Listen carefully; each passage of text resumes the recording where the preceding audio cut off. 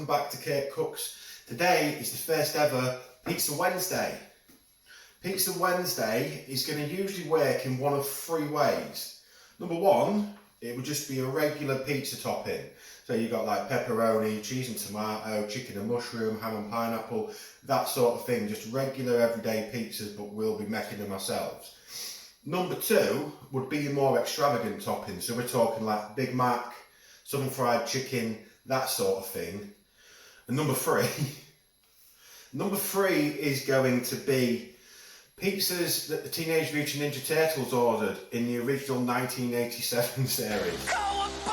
They're disgusting. Honestly, some of the toppings on these pizzas look vile. I mean, you'll see from the one we do today, they are absolutely horrid. There's a list of all the pizzas they ordered on the internet, and I've got this list and I'm going to work my way through it. We will eventually cook every single pizza on that list and I will taste test them.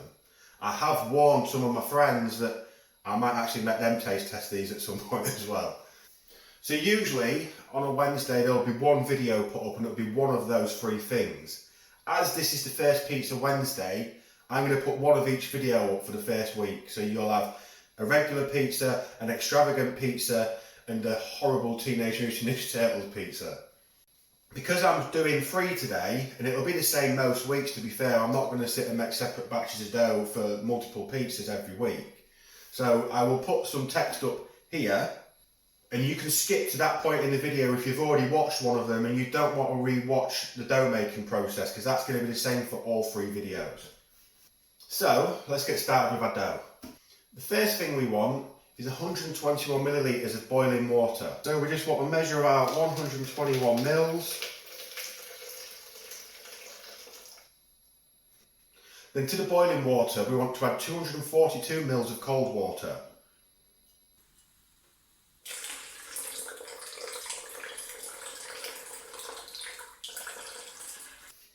That should then give us a total of around 364 mils.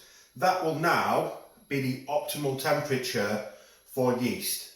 So you now want to be adding 7 grams of instant yeast. I've got these little instant yeast sachets. I ended up with quite a lot of these because it was the only thing I could find in the shops during lockdown. So I've still got a few of these to use, so I'm going to just use one of those today. Just want to add your yeast into your water and just give that a quick stir. So you then want to add 18 grams of salt into your water and yeast. Now salt can kill yeast, but this isn't enough to kill the salt. All this will do is just slow the yeast down and stop it from rising too fast. So next up, you're going to want your mixing bowl. I'm using a hand mixer today. If you don't have a hand mixer, a wooden spoon and a bowl will be fine. It's just going to take you a little bit longer and you're going to have to knead it. So the next step is to add 600 grams of flour into your mixing bowl. I highly recommend you get the double O flour.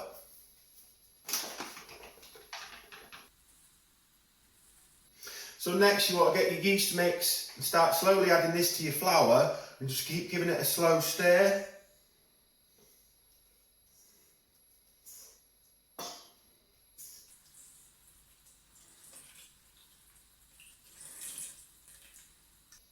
So you now just want to give this a good mix so it all just comes together. Now I've got that sort of mix together, I'm going to finish the mixing process on the mixer. If you're using a mixer, you just want to start off on the lowest speed it goes. Okay, so whether you're using a hand mixer or you're kneading this by hand, you're going to now want to knead this for about 5 to 10 minutes. I'm going to leave this for 7.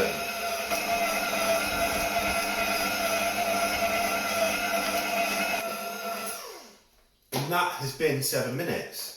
So now I just want to take this off. So we then just want to lightly oil this so it doesn't stick too much. So just get a little bit of oil, put a drizzle on your hands, rub them together, then just work the dough into a ball.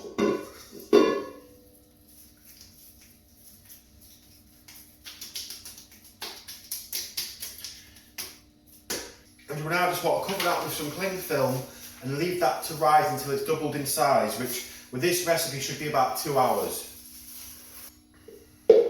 So obviously we've got quite a lot of time now until we can actually do anything else with the dough. I'm going to quickly show you how to make a no-cook tomato sauce for your toppings for your pizzas. You just want a can of peeled plum tomatoes.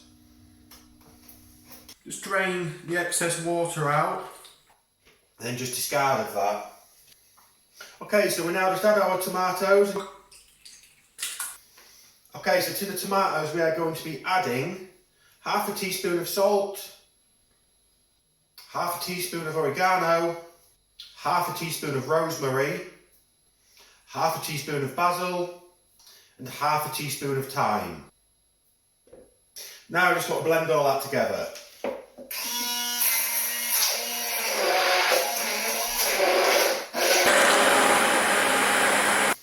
And that is it, that's the sauce finished. It really is that simple. This wants to be refrigerated. You can put it in like this. I'm just going to put it in a container with a lid just so it doesn't get knocked over or anything.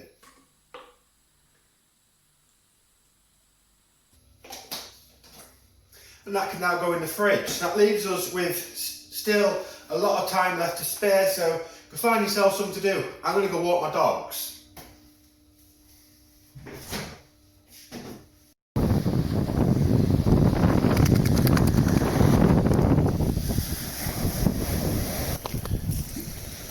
Instead I'm going to take my dogs for a walk.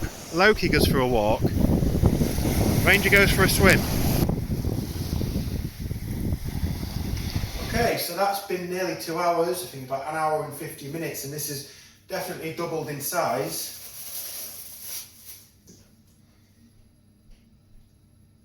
So now this is original, we're about to get ready to split this into 4 separate batches. There's enough here to make about 4 10-inch pizzas. Now you would usually put these into separate mixing bowls or something. I had a bit of an accident at the beginning of the week and all of my glass mixing bowls ended up smashed on the floor, so I'll just be using whatever I've got. So to start with, just lightly spray your bowls with some non-stick spray. And then just give that a little whip around to make sure the whole of the bowls are greased. And then if you just weigh out your dough, put it into one of the bowls. And the total weight of that is 960 grams. So we won't be splitting that into 4 lots of 240. So they all now want covering with cling film again, and then you leave them for another 30 minutes.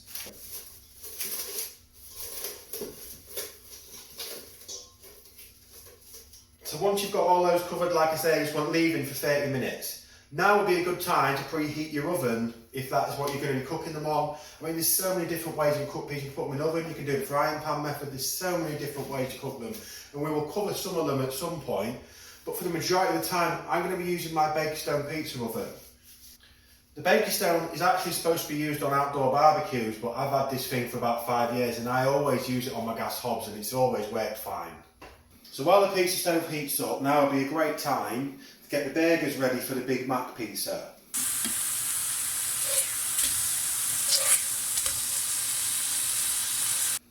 Okay, so this dough is ready to go now. Get the cling film off. So we won't be getting a well-floured surface for this. Sprinkle some flour all over.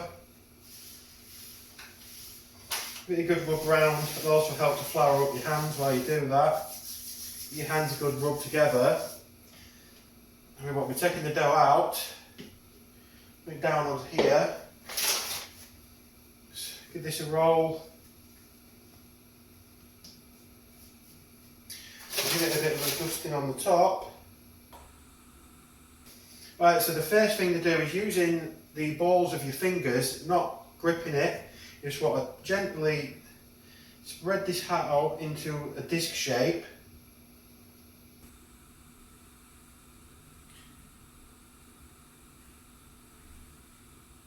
If you see any bubbles like that, just give them a bit of a pinch.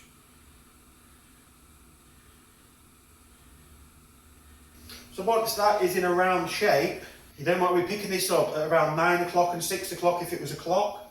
So there and there. And you just want to keep spinning this round like this.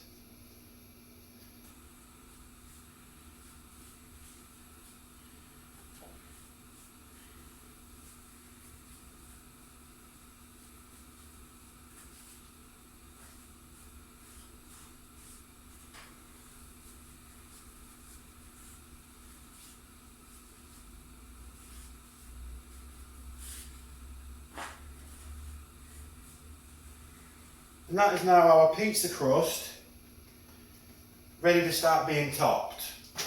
Before you top it, because I'm using a pizza stove, I need to put it on the peel, give the peel a good dusting of flour and get this ready. So if you was doing this, I would recommend you get this on whatever baking sheet or whatever you're using to put it in your oven. So I give the peel a good dusting of flour.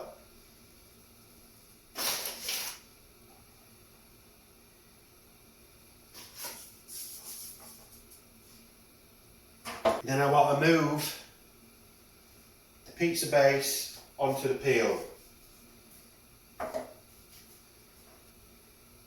And now we're ready to start putting the toppings on. Before you start adding your sauce over, just make sure all your ingredients are chopped up and ready, because once your dough gets wet, that's when it's going to start to stick to your peel or to your oven tray or whatever it is you're using. So I'm just going to quickly chop up my burgers, and then I'm going to quickly chop up some gherkins. Okay, so the first thing you want to do once you're ready is add your sauce.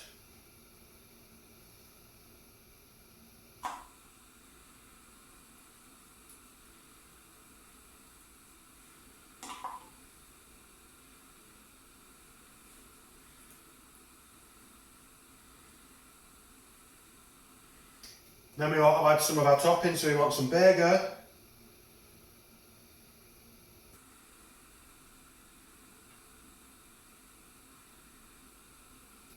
And some of these sliced gherkins.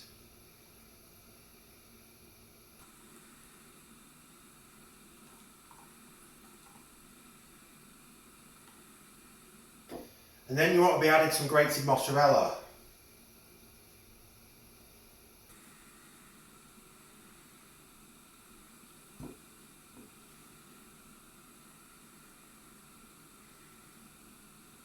And finally, some burger sauce. This is another one of those things that in future videos when I'm doing burger videos, I will show you how to make this yourself. But today, we're just going to use the bottled stuff.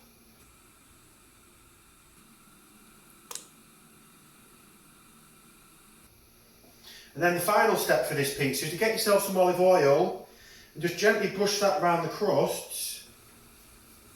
Now I always do this when I'm cooking in the pizza oven anyway, because it gives your crust a nice browning to them.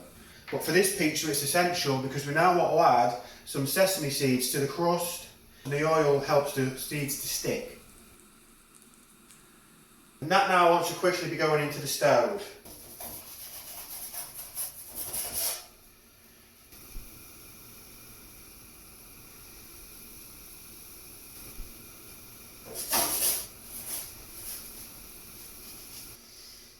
With this pizza stove, you do have to stop every now and again, just give the pizza a turn, and then just pop it back in. Okay, so that is now ready to come out. And look at that. So there you have our finished Big Mac pizza. Let's take a bite, shall we?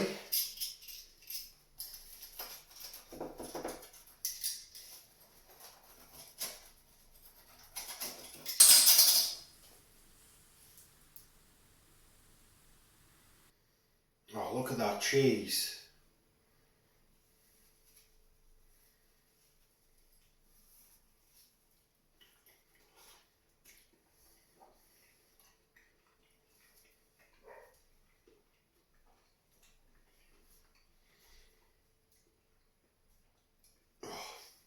I make this pizza all the time, and every time I eat it I cannot get over the fact that it literally just tastes like a Big Mac. It is brilliant.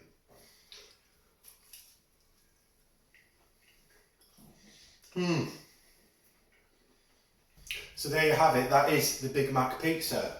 You can, if you want, at the end of this, you can sprinkle a bit of lettuce and stuff like that on it as well to give it a bit more of a crunch for a Big Mac, but I've chosen not to do that today because I forgot. I have got lots of recipes lined up for Pizza Wednesdays, some really good ones coming up in the future. So that is everything for this episode. I'm going to go eat this and I'll see you next time.